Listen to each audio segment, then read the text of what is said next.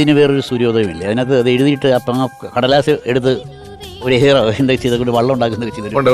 എനിക്ക് തോന്നി കൃത്യമായിട്ട് ആ വരികൾ ആ സംഗീതത്തിന്റെ നദിയിലേക്ക് ഒഴുക്കി വിട്ട പോലെ എനിക്ക് തോന്നി. അത്ര രസകരമായിരുന്നു വിഷ്വലൈസേഷനും. ആ വരികളും അതാണല്ലോ, എന്തിനു വേറൊരു സൂര്യോദയം നീൻ പൊന്നുഷ സന്ധ്യയിൽ കൊണ്ട് മൂടുന്നു വൃന്ദാവന.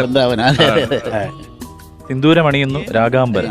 അതാണ് ഞാൻ അതിലെ സിനിമയിലെ കഥാപാത്രവുമായിട്ട് ഏറ്റവും സിംഗിൽ നിൽക്കുന്ന ഒരു സ്ഥലമാണ് ഇനിയും ചിലമ്പണി എന്ന് പറയുന്നത്. കഥാപാത്രം തളർന്നിരിക്കുകയാണ്. അപ്പൊ അവിടെ ഇനിയും ചിലമ്പണിയോ എന്ന് വളരെ ഡയറക്റ്റ് ആണ്. ഇപ്പൊ ഈ പറഞ്ഞുകൊണ്ട് പറയാം, ഈ പാട്ട് ഇവരെ കോമ്പിനേഷൻ ചെയ്യുമ്പോൾ ഈ RK സാർ പറഞ്ഞ പോലെ ഈ കർണാടക സംഗീതത്തിന്റെ ഒരു പാരമ്പര്യത്തിൽ നിന്നുകൊണ്ടാണ് പാട്ടുകൾ ചെയ്യുന്നത്. അപ്പൊ 2 കീർത്തനങ്ങളാണ് ഈ പാട്ടിൽ സംഘടിപ്പിച്ചിരിക്കുന്നത്. അപ്പം എന്തിനു വേറൊരു സൂര്യോദയം, അത്